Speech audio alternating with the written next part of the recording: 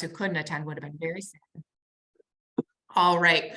So once again, welcome so much to our Bridge Culture Club event. We are discussing American Salvage by Bonnie Jo Campbell, and today's event is hosted by Bridge, Michigan. It's great to see so many readers on the screen, so many familiar names. It's wonderful to see all of you. Just a reminder that today we're going to be taking all of your questions via the chat feature. So if you are, if you're on Zoom, please make sure you stay muted throughout today's conversation. If you're not one of our speakers, so be sure to click mute and type your questions for Bonnie into the chat at any time, and we'll make sure we leave lots of time for those at the end of today's discussion. I want to introduce myself. I'm Amber DeLind. I'm the Membership and Engagement Director at Bridge, Michigan. I'm joined today by my colleague, Rebecca Fidua. So she is on today and is sort of managing our waiting room and all sorts of tech. So if you have questions about Bridge, you can feel free to send her a direct message or follow up with me. My email address is membership@bridgemi.com.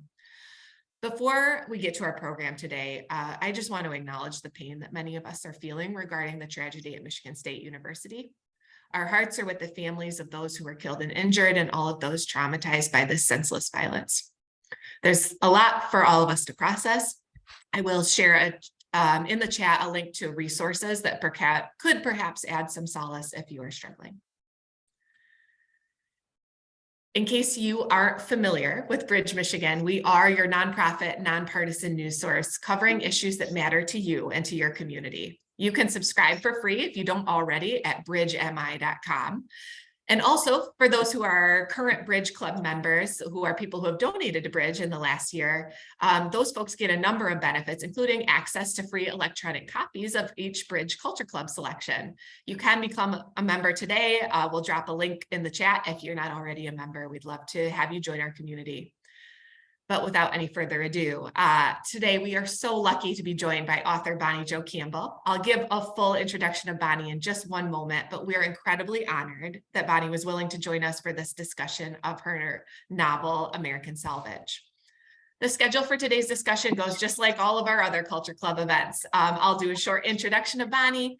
I'll lead some discussion questions with Bonnie about the book for approximately 40 minutes, and then we will turn to your questions, which you can drop in the chat at any time. We'll conclude right at 1 o'clock so that you can get on with your afternoon. We are recording this discussion, and we'll be posting that recording on Bridge's website either today or early next week. I now would like to give a brief introduction to Bonnie. Bonnie Jo Campbell is the author of the novels Once Upon a River, which is a national bestseller, and Q Road. Her critically acclaimed short fiction collections include American Salvage, which was a finalist for both the National Book Award and the National Book Critics Circle Award, Women and Other Animals, which won the AWP Prize for Short Fiction, and Mothers Tell Your Daughters, which came out in autumn of 2015. Her story, The Smallest Man in the World, was awarded a Pushcart Prize, and her story, The Inventor, 1970, was awarded the 2009 Eudora Welty Prize from Southern Review. She was a 2011 Guggenheim Fellow, and her next novel, The Waters, will be released this October from W.W. Norton. Welcome, Bonnie, and thanks so much for being here. Oh, thank you. It's a pleasure. I love Bridge and all the work it does, so I'm glad to be a little part of it. We're so pleased that you're here and honestly very honored. This was, as we were chatting about in sort of our introduction as people were logging on, a very, very popular selection. All of our Culture Club selections have sort of garnered a lot of Bridge readers, but yours in particular seemed to really speak to our readership. And we had a lot of folks, as you can see on this event, sign up to participate. So I'm really eager to talk with you about it. Just to get us started, would you mind telling us just a little bit about yourself and why you chose to write American Salvage? Well, I'm a writer, and so I find myself writing about whatever captures my interest. I mean, what a lucky person I am that I have this opportunity to do that. And American Salvage, I did not set out to write American Salvage. I set out to write stories that each of these stories started with my reflecting on an actual event in my community, something that captured my interest. The way I write normally, the way I concoct a story is that I have a character who interests me in a very difficult situation. So I was just looking around my world and seeing some very difficult situations that people were dealing with. And so that was, for each of those, that was the germ. Some of them I was looking at historical events in the community, things that I had always thought about. I always tell my writing students that the material they should be writing about is the material they can't stop thinking about, whatever that is. And so I had to follow my own advice. And so these stories are maybe a little more personal than even some, I mean, my writing is all very personal, but these are very personal in a community sense, I guess. And so I didn't set out to write a book. I just got going writing these stories. And if anybody's interested in how you put a book together, that's an interesting subject. Actually, I'm going to be talking about that subject at Michigan State University at an event in Lansing in April. I'm going to talk about the subject, how to put together a collection. So if any of you are writers, maybe you're interested.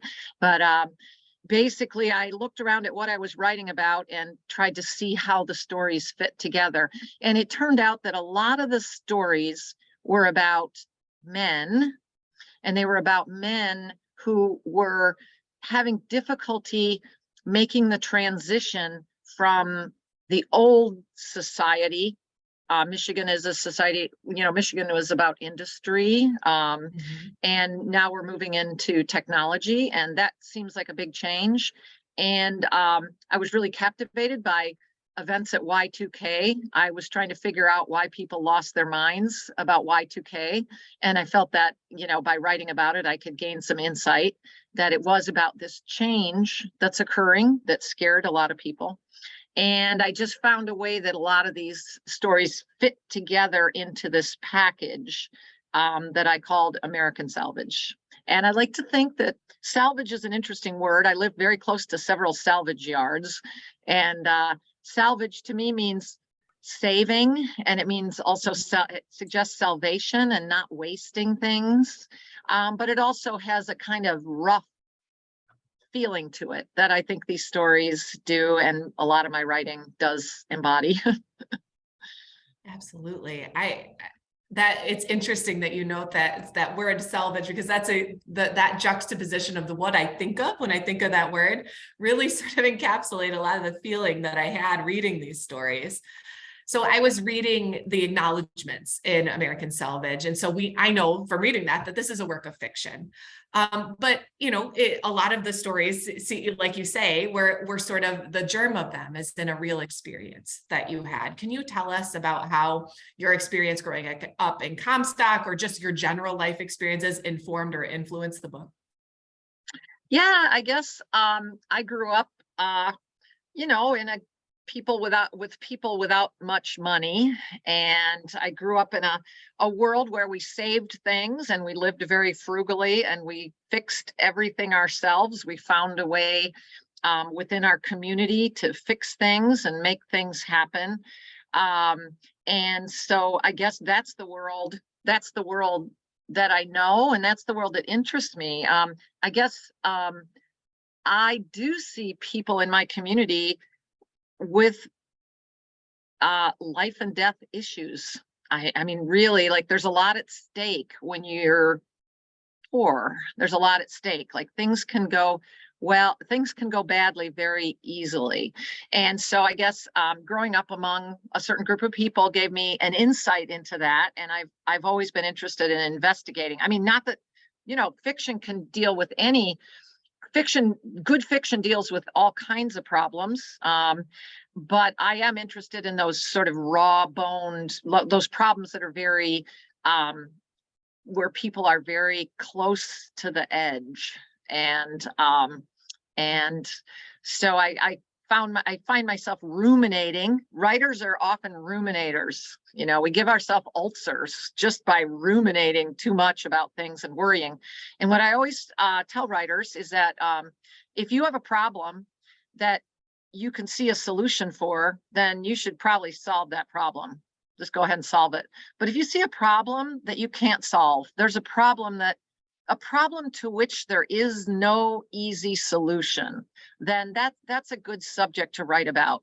And so these were the stories around me. And I should say, even though I said these stories were inspired by actual events and actual people, but in writing them and making them into good stories, I traveled far from the original germ, the original situation that got me going. So most of the people I write about don't actually don't see themselves in the stories, even if the story was originally inspired by someone, they may not see themselves in that story.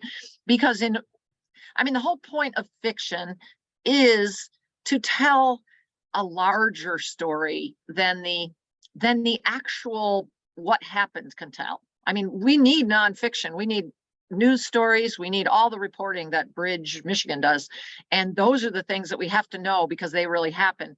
But when we look to fiction, we're looking for some larger kind of truth that maybe needs the truth. What actually happened needs embellishment and needs changing and needs molding in order to make it into one of those larger truths. Absolutely.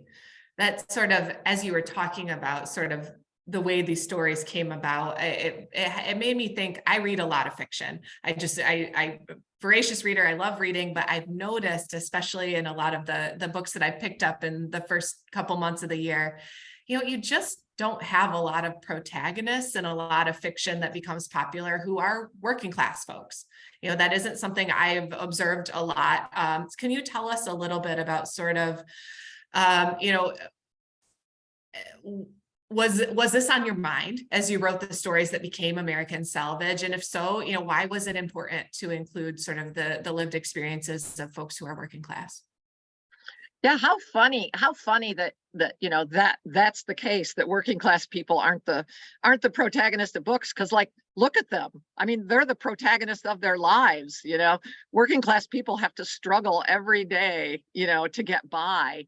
And how nutty that we don't want to look at them and see how they do that. So for me, working class people were the most interesting people. And so that's what I wanted to write about. And I often saw that they were the ones. Again, my world is filled with people. I'm filled with people of all kinds, of all economic classes. But the working class people I come in contact with, their problems seem to me more interesting. And that's the great thing. That's why we need all kinds of writers. Those of you who are writers out, I could see some of your names and I know you're writers. We need all the stories. And so we need people like me who are really interested in these struggling working class people, and we need other stories too. We need stories told by the Bronte sisters, and we need stories that, we even need Danielle Steele, apparently. We need we need those kind of crazy stories. But I'm really interested in how working class people get by. And I'm really glad. I do believe there are a lot of people writing these stories, but they're not, and they are even being published, but they're not the stories that are on the front shelves at the bookstore. So anybody who's interested in reading more about working class people, there's plenty out there. You just have to make an effort to go looking for it. But in general, I do think a lot of what we read is for escapism. And there's nothing wrong with reading for that. For me, that's a whole different kind of reading, though. And I want to read literary fiction, and I want to read that because it makes me understand psychology better. It helps me understand ethics and moral issues better. Reading, it creates more empathy in me for different kinds of people. That's why I like to read literary fiction, by which I just mean fiction that's unpredictable, fiction that you don't know is going to have a happy ending.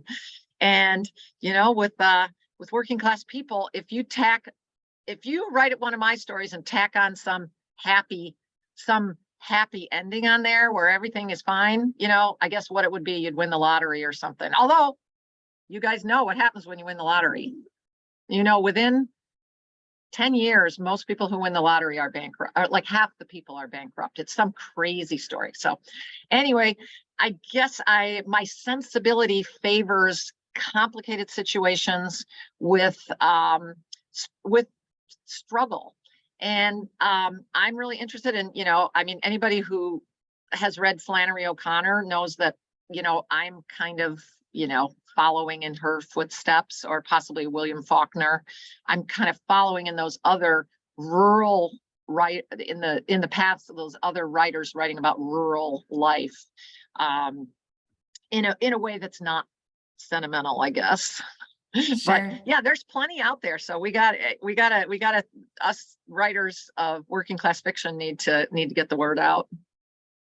Absolutely. Speaking of sort of rural communities, when you hear from folks from Comstock or other, you know, rural communities who when they've read books like American Salvage, what's their reaction? What are your readers' reactions if they see, you know, themselves or their own community, or at least they feel like they see it reflected in your writing? What's their reaction to the book? Yeah, well, usually I've gotten mostly positive reaction. I've gotten mostly positive reaction. I have gotten negative reactions sometimes in book clubs, but I think that's more, book clubs are more often, community book clubs are often upper middle class ladies, upper middle class women. And sometimes I've gotten sort of a comment, you know, kind of comments about, you know, questioning why I would write about these people. You know, they seem morally suspect, or, you know, their problems seem tawdry or something like that. But mostly in my community, I am well received by a lot of people in my community. Don't read. I have 3 brothers, and I think I'm the first fiction that any of them have read since they've been adults. You know, I have brothers who like to read news or nonfiction, but just aren't generally reading fiction. And you know, my mom was a big reader, and she struggled a lot. She had 5 kids. She raised them on her own, and you know, we were always barely getting by. And she always read that escapist fiction I mentioned, murder mysteries or something very funny. And she would often read that because she told me, you know, life is hard. I don't need more difficulty when I sit down to read. You know, when I sit down to read, I want to relax from my labors. And so, you know, there's that's something to consider as well, that people whose lives are hard scrabble and difficult may not want to read my true and honest depictions of difficult, hard scrabble lives. And I can't blame them. That's fair enough. Fair enough. Speaking of labor, a lot of the stories in American Salvage focused on characters' jobs as sort of a defining feature, or at least a central component of their lives, their identities, etc. Can you talk about work and its role in their stories in American Salvage? Yeah, I'm very interested in jobs and work. You know, I mean, we all are. What's the first thing we kind of ask somebody, if we can politely do it at a party? You know, what do you do? You know, what do you do for a living? And it's funny because I don't think it's a question we ask out of politeness. I think we honestly want to know what people do. What do you do for 40 hours a week or whatever, you know, or 60 hours a week? What do you do? I think we're genuinely interested. I mean, so much of, and I mean, to a greater or lesser degree, people's identity is tied up in their jobs. There's another reason I like to write about jobs, and it's because, okay, we live in a democracy, or something like one, and we have a certain amount of freedom, and we can't be forced to do things that violate our codes, except when we're at work, where we're required all the time to kowtow in a very undemocratic way to the boss. I mean, usually at most jobs, there's a king, you know, and you cannot question the king's edicts. And so I always think jobs are interesting because, like, democracy goes out the window and we don't even question it. We're like, oh yeah, of course, that's how it is. You know, that's how jobs are. But it makes for, you know, anytime you've got a power structure, that to me, that makes for interesting investigations. How does that power structure work, and how are people different when moving through a certain power dynamic? How are people different than they would be otherwise? And the work of the world is just an interesting thing. How does stuff get done in the world? Nothing more interesting than that. How does stuff get made? I mean, what a heartbreak that so much gets made in mysterious circumstances in some far off place in the world, because I think we kind of want to know. And it forces us to not even want to know how our things were made, because they're like, oh, I don't know. Was this made with labor that we wouldn't want? We don't approve of child labor or whatever. But I think we are inherently, as Americans, interested in how things are put together and how things are made. So anybody who's got I can talk to people for hours about their job, and maybe more than most, but I think there's a lot of people do interesting things, and then seeing people in that work environment is very interesting. Absolutely. And it was just something that struck me as I read, is, sort of work and the role that it plays in the way that people identify themselves, not just characters, but in our real lives too, the way that sort of our identities.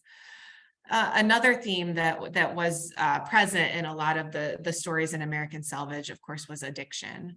And many of us know the painful impact that addiction can have on people's families, communities. The meth was a subject of a lot of the stories in American Salvage. Opioids are having a similarly ravaging impact on a lot of communities across our state today, and meth certainly is still present.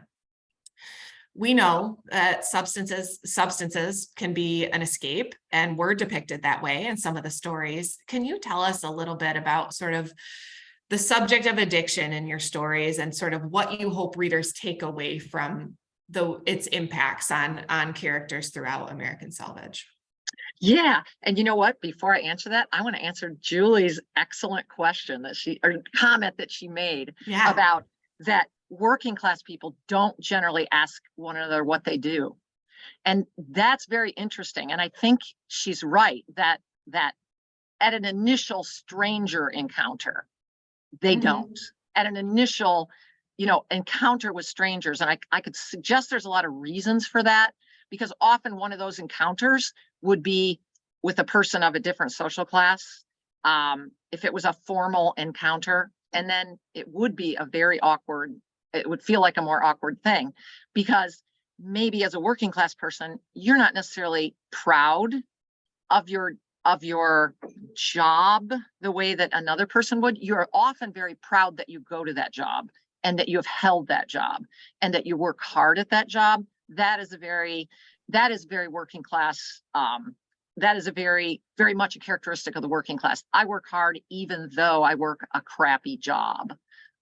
So I think that's very interesting, that, it's a kind of a luxury. If I'm at a cocktail party with upper middle class people, I can kind of take for granted that their job is a positive thing.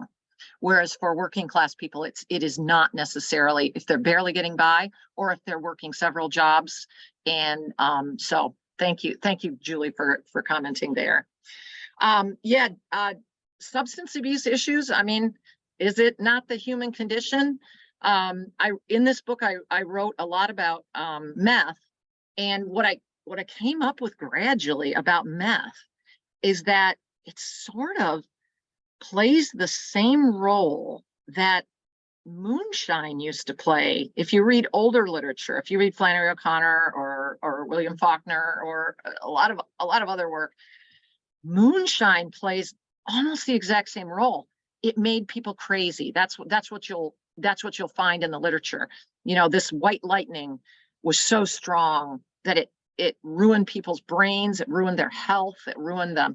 So I think there's often, and I think you'll find that, in England in certain times, or in Europe in certain times, the opium did the same thing to people. It just ravaged them and ruined them, although it was a little mellower, I guess. The opium apparently is a little mellower of a drug. I wouldn't know by personal experience.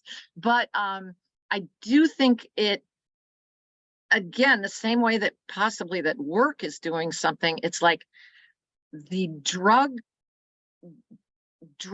give us an altered state.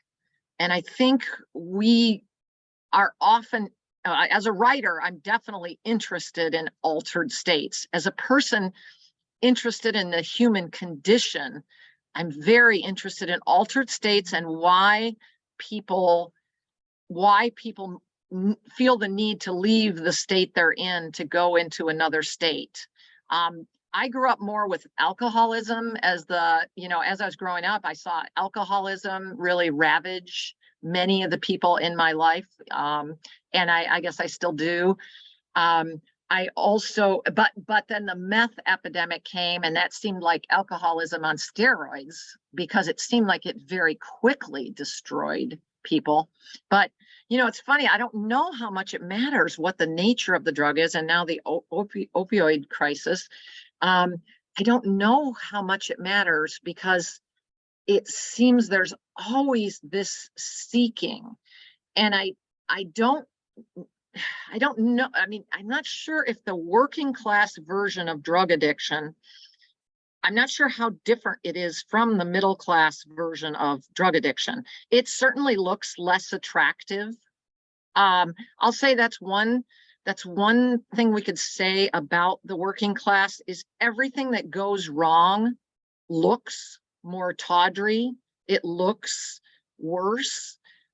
It could be worse because there's fewer interventions to help people. So it might very well be worse.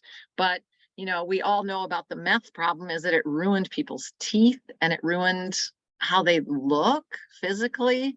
Whereas I know a lot of opiate addicts who look fine. They look fine. So maybe that makes a difference. Eventually, possibly it'll take its toll, but maybe, I mean, there's so many different aspects of addiction that I think any writer worth his or her salt is interested to some degree. And there are other ways of finding these altered states, I guess, through love. I mean, what about all those romance novels? Have we not seen any drug? Have we not seen any anything more like the drug that is love, romantic love? That's an altered state that hopefully you survive. Hopefully you can maybe get through it with more grace than the other. So I don't know. I don't have any solutions. I mean, I don't have any I just have my observations, and that I'm fascinated by this. And I'm also very concerned. I mean, as a citizen, I'm very concerned. And I would love it if I could, if anybody, from reading well, I can tell you that the story, the solution to Ben's problems was, I have actually talked to several counselors who have used that story in their counseling. And this is a story, this is a very short story, 3 pages, where a guy is married to a woman who's a meth addict, and she, there doesn't seem to be any easy way out of this for the guy. And they have a baby, so it's a very worrisome story.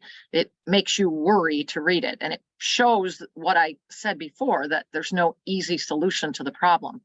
And I had one counselor tell me that she had used that story with some of her addicts that she worked with, to show them the pain that she was causing. She was able to do that with a story more easily than talking about real life. And then I had another therapist tell me she was using that story with the families of drug addicts to show them it's okay if you're losing your mind over this. I mean, not okay, not good that you're losing your mind, but it makes sense that you are losing your mind and you kind of wish that addict even would die.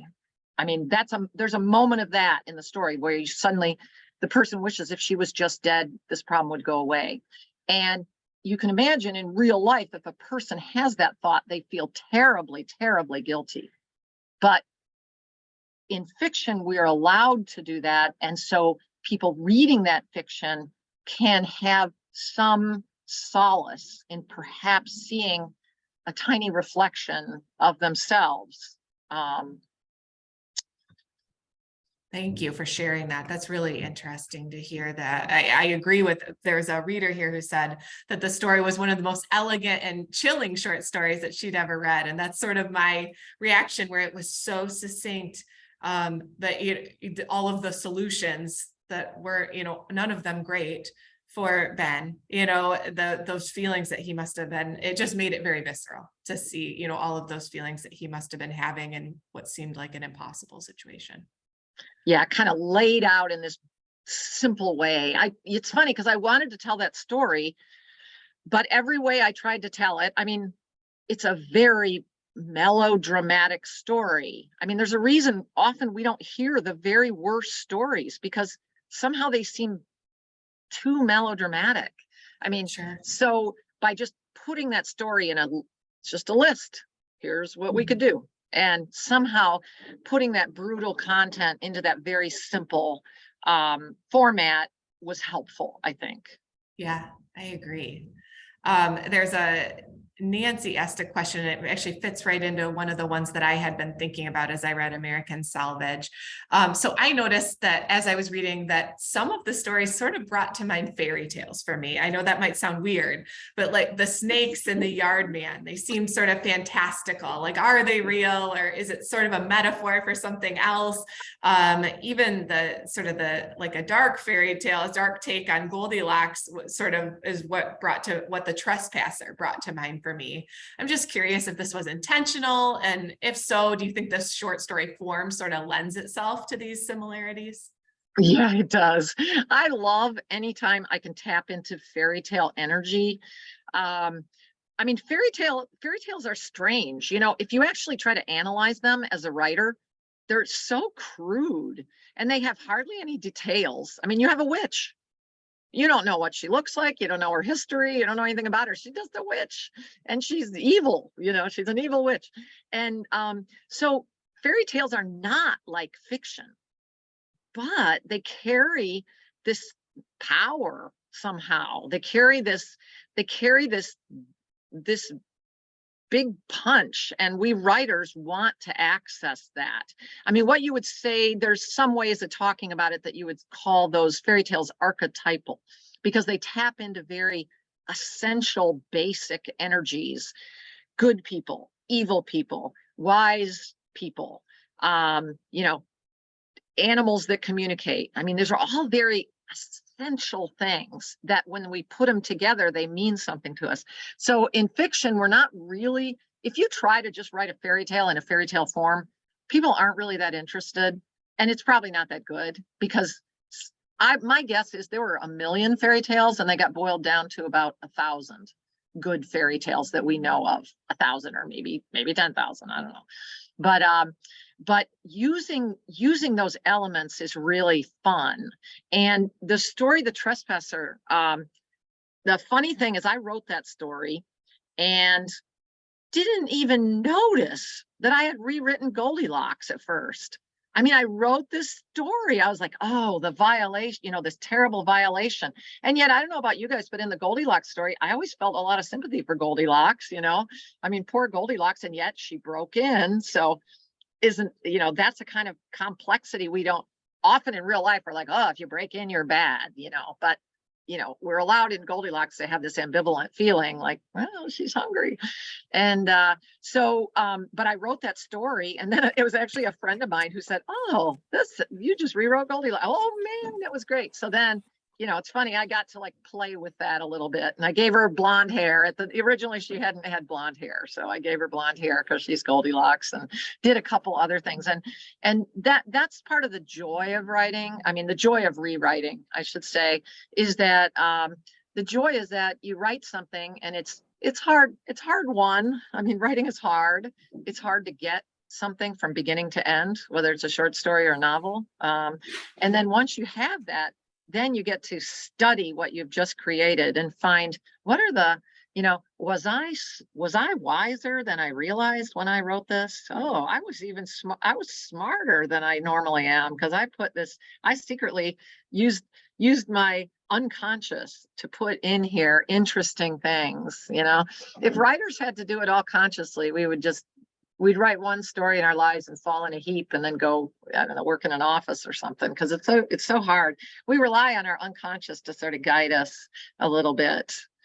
That's why we have to be nice to our unconscious. We have to listen to it. We have to listen to our dreams. We have to try to be sympathetic with our own strange urges, you know, sometimes eat food that's bad for us just because we want it. That's actually hugely relieving for me. I remember my best friend and I in high school, we would talk about, we're like, you must have to be an absolute genius to be an author, because you have to plan out every single thing. And it sounds like you are, but sometimes it's your unconscious. You didn't map it all out ahead of time. You have sometimes. And that is hugely relieving to me. You better. No, you couldn't have it all mapped out. And then if you did map it out and then tried to write what you mapped out, it would, by the time you wrote it, it would be dead. It would just be dead prose on the page, and people might admire it and say, well, that is a very admirable thing you wrote, but they wouldn't get caught up in it, you know. They wouldn't get caught up in the story. So I do think we need whatever weirdness is a part of us, even if we don't understand what it is. We need our own. And again, that's why I'm saying to those of you who are writers, there's no two of us alike on this planet, you know. And so writing the stories that you come up with, nobody else will come up with those stories. If you're really writing from your soul, nobody else can write the stories that you can write. So that's the good news, is we need everybody wants to write. We need your stories. Absolutely. And we're so glad that you're writing the ones that you are, because I really enjoyed this book. Speaking of books you've written, American Salvage is far from your only book, as we saw in your introduction. Do you explore similar themes in your other work, or are they all very different? Yeah, I mean, I'm writing about a core group of people, so I'm always writing about Michiganders. It's funny because one time in my story collection, Mothers Tell Your Daughters, like I said, I have to one time write a story that doesn't take place in Michigan. So I wrote a story that takes place in Romania. There's one story. And then I was like, good, now I can come back to Michigan and write about the people who matter. So I am very interested in the people, the type of people I write about.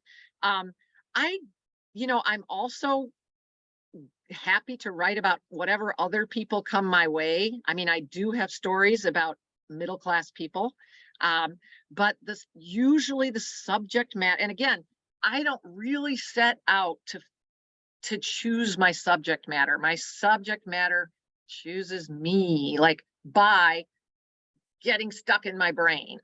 That's how I know what to write about, what I can't stop thinking about. Whether it's a story idea or whether something happened in real life, that's how I decide to write about. So most often I'm writing about working class people in lower Michigan. And hopefully, and I, it's funny because I'm contacted by people saying, oh, I can relate to your stories. And often these people are from Michigan, but often they're from West Virginia. For some reason, I get a lot of communication, people from West Virginia who tell me, yeah, that rings true around here, Ohio and Indiana. And, and I also have readers in, Boston, Massachusetts, but I am interested in the ones that I'm able to capture something a little more universal than it just happened here in Michigan. On the other hand, I do believe Michigan is special. I do believe that people are defined by their landscape, at least rural people are defined by their landscape to some degree. And I would say that a land like Michigan, with its certain characteristics and with its certain kinds of flora and fauna, and especially the wateriness of Michigan, that anywhere you go, you can, the great thing about Michigan, you can live on a lake. If you want to live on a lake or a river, you can probably figure out a way to do it without being a rich person, where that's not true all over the country. I mean, if you live in Missouri, There's very few lakes. You got to be a rich person to live on a lake.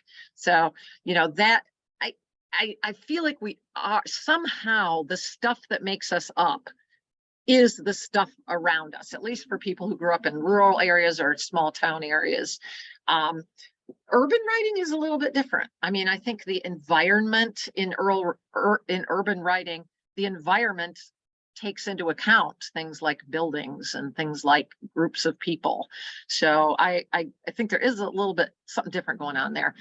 But yeah, I am kind of writing about these people. And this in my newest book, it has a little bit, I guess it still does have class issues, social class issues, but it's a little bit more, even more like a fairy tale than anything I've written before, this book, The Waters. I'm going to see, I think I can do this thing on here that I share the screen. I'm going to show you the cover of my new book just for fun, and then I'll take it down. So let me give you, you just here, I can do it. it.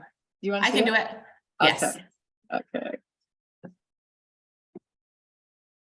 Oh, is it going to come up? Oh, why is it not coming up? Oh, share. Okay. Isn't that wild? Oh, it's a book beautiful. Written by me that looks like that. That's gorgeous. Yeah, isn't that pretty? And so that'll be out in October. But the story, it's still working with the same groups of people, but it's a little more overtly magical. And I think part of it is because I'm writing about the swamp in this story. And the swamp is a very mysterious place. And for those of you who are environmentally aware, that our swamps are possibly the most important places in Michigan. And we spend most of our time filling them in, swamps, bogs, fens, marshes, we spend most of our time filling them in. And you think, it makes me feel a little desperate. Like, these are the places of life. These are the places that we need to protect more than any other.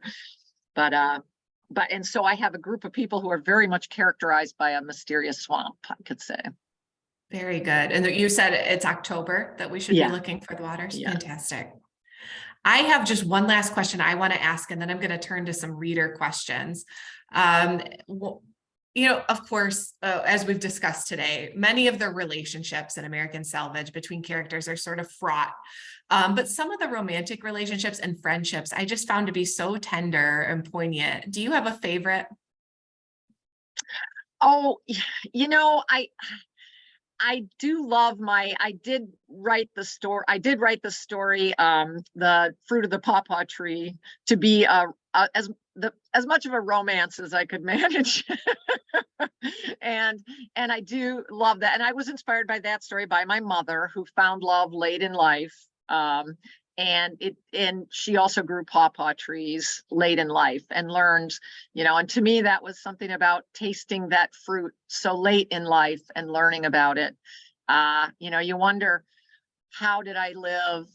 How did I live without love, and how did I live without the pawpaw fruit? So I do love Susanna in that story, and the guy who climbed into bed with her one night. Although, is that in American Salvage? No, that's probably in Mothers Tell Your Daughters. So yeah, I was gonna say, I don't remember what about it. I've eaten a pawpaw fruit, but yeah. Well, and it's funny, I noticed one of the questions there is about, that my stories seem bleak. And they worry about my characters. And I know that a lot of readers, feel that way, that my stories do have a lot of despair in them. And what I would say is that I think they don't have more despair than many people feel in their lives. And I would rather have that despair on the page reflected rather than pretend it doesn't exist. And that said, I do feel that my characters are given by the world, by their circumstances, they are given insights that make their lives make more sense by the end of the story. In the kind of stories I write, we we can't end, I can't end them artificially with it, an ending like, oh, we found love and everything was great. We all know that even when you find love, life is still hard, and even when you have money, if you were suddenly gifted a bunch of money, your life would still be hard, probably. And I mean, all of our lives are hard. Look at us. Even though a lot of us are just fine monetarily, we're just fine, but our lives are struggled, whether it's from seeing the pain around us, from wanting the world to be a better place. I mean, every day is filled with moral choices. And I don't know about you guys, but every day I have to make difficult moral choices that matter every day. And so, that's why I have these wrinkles up here. And so, it's good in Zoom because you can't see them. But I think life is hard. And I guess in my stories, I'm not going to take that away from people, that life is hard. I do feel like in the stories, if I sat down with somebody, I would make the case. I could show you in each story how some insight is gained, how characters have a little bit more at the end of the story than they had at the beginning. They have a little bit more wisdom. They have a little bit more opportunity, something, or as in the case of Trespassers, the reader has a little bit more of something. And I would hope that after reading The Trespasser, somebody who was very impatient with drug addicts, somebody who was very angry about, oh, those damn drug addicts, they're messing stuff up, that would be hopefully that would be something that would be gained in that story, is that the reader could put him or herself into the feet of the girl in the story, to the way that she feels the pain of the drug addict, of the Goldilocks girl. So sometimes the despair, I don't know, looking back to fairy tales, I don't know if any of you can remember the little match girl, the story. It's like, every time I hear that story, I'm like, how can that even be a story? It's so horrible. I mean, the story is a little girl is being abused by her parents, forced to sell matches. And if she doesn't sell them, she goes home without selling them, she'll be beaten. And then she doesn't sell them, so she lights them one by one and then dies. And like, that's a fairy tale.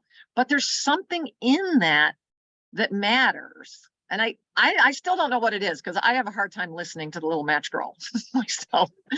But there's something that matters about that story still, even though it's so horrible and difficult. But I'm not going to write the little match girl. I have friends who do write stories that are that grim. So if you think my stories are grim, there are even grimmer ones out there. So. And just so you know, when I write a novel, I don't have a depressing ending. And there's a reason for that. It's that because we spend so much time invested in reading a novel that I feel that I need, because a novel, we bring it along with us and we live in that place along with our own lives, those of us who love to read. And so I find a way in my novels to bring a little more joy, or a little more sensibility, a little more ease into the lives of the characters, because it would just be unfair not to. That's how I feel. Fair enough. But a short story, you guys can take it. This actually is a perfect transition to a reader question here. One of our readers asked, or at least said, several of the stories, I really wanted to know what happened to the characters in them. Would any of your short stories ever turn into full novels? I know, isn't that funny? I think that's part of why a lot of people don't like to read short stories, because they want to get invested in the characters and then live with them for a while and have them in their lives. And so short story writers, some people are determined, some people don't write novels, they just write short stories. And short stories they're a whole different animal. There's something like poems and there's something like novels, but in general, I don't go on to write novels from my short stories, but I did in The Family Reunion. that story is the inspiration for my novel Once Upon a River. And it's funny because there's another story in Women and Other Animals that also is part of that inspiration. So a story from two different books then came together to get me rolling on a novel. And yeah, most of the time I'm ready to let these characters go, but I'm never averse to it. Again, if I'm never averse to continuing on, if that's what shows up in the brain. You know, I obey that, whatever that drive in me is that says write a story, I do obey that. And so if I have unfinished business in a short story, that's when I revisit it. I'll say that the novel I just finished, that'll come out in October, kind of was inspired by one of my short stories. It didn't end up being anything like it, and you probably won't identify it in the story, but it did inspire me to write this. And the story Family Reunion, what happened is it has this ending. For those of you who've read it, you know what I mean. It has this ending where a certain violation, the gal's violated, and then in the end, she commits a very appropriate violation of the man. And I thought, oh, finally, I have a good ending for a story. First time in my life. The story has a good ending. I finally nailed it. It's so hard to get a good ending. And then I started realizing after the story was published, that's not the ending. You do that to a guy, that's just the beginning. You have just opened up a can of worms. And what that showed me is that, the best laid plans, like a story is going to find its way to be told, whether you like it or not. If you sit down every day and stare at your computer or your writing tablet, then you will eventually tell the stories you are supposed to tell. Absolutely. I think we have time for maybe one more question before I'll wrap us up. We had a reader who said that they lived in Appalachia for 35 years, and she found that the men in particular in American Salvage were very relatable and realistic to them. She was curious about reactions to men to American Salvage, or perhaps at other stories that you've written. Yeah, it's funny because I always think I'm going to get in trouble for my depictions of men. Because, I grew up, my mother taught me to be a great fan. She was a great fan of men and all the things men do and all the work that men do. She was always in a situation where she needed men to help her with things. And I grew up kind of worshiping men and really trying to figure men out. Like, what do they want? I mean, beyond the obvious, what do they want? And, what makes men tick? And I think I did that to the exclusion of women, because then in the second half of my life, now I'm trying to figure out what I want and what women want. But I really did attend, to the needs of men and to the exploration of men in my early life. And I'm always afraid to say things because I'll get in trouble, especially since it's being recorded. But I find it much easier to write male characters than I do female characters. And this is going to be a gross over-exaggeration. But what I find with men, and when I'm working with men, I do lots of physical projects, especially with my husband, to whom I've been married for 37 years this year. And what I find with men is they're just doing what they're doing, and they're pretty much focused on what they're doing. And they, my husband constantly, when I interrupt him while he's doing something, he's like, what are you doing? I'm doing something.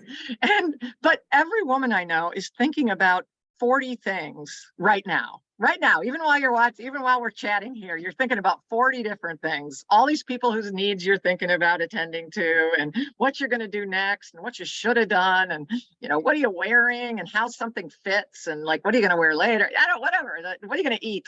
And so I just find women main characters are really hard to write because of that, being all over the place. So whenever I have a story where I get to really get in a man's mind, and I can't get in every man's mind, but I've studied a lot of men, and there are some men who I can kind of embody them. And to me, that's such a pleasure, compared to being in my own head. Fair enough. Well, this was a pleasure, Bonnie. Thank you so much for joining us today. Before I sort of wrap us up for the day, is there anything that you want readers to know? Anything we should be looking out for? Obviously, the water's in October, but anything else you want readers to know? Well, I shouldn't brag about this, but there's something really super fun happening. And it's that Michigan State University is publishing a book called Michigan Salvage that is about my writing. Now, isn't that crazy? That's awesome. Yeah, it's about my stories, and it's essays, and some of them are for teaching, and but it's like literary criticism. But it should be a fun book, And if anybody's looking for me, if any of you are writers, make sure you go to the Lansing Rally for Writers this year. That's a fun event in Lansing, and it's a one-day writing conference, and so I'll be there. I'll give a keynote speech. But thank you so much for coming and for reading American Salvage. Thank you, Bonnie, and thank you for participating. I just want to let everyone know sort of what next steps for this conversation. Thank you all for participating today and for your flexibility when we push back by 1 week. Bonnie, thank you for participating. This was a joy. Thank you also to my colleague Rebecca for helping us today, making sure that everyone got in from the waiting room. I just want to remind you that we did record today's discussion. We'll be posting that on Bridge's website, bridgemi.com, either today or early next week. So if you want to watch again, or if you know someone wanted to attend but just wasn't able to today, they'll be able to see it on our website.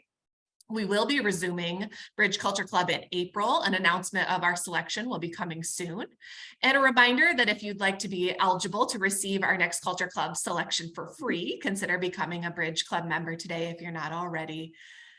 Thank you so much. I hope that the ice is clearing, or snow, depending on where you are, for you, and that you all have a wonderful weekend, and we will see you at a future event.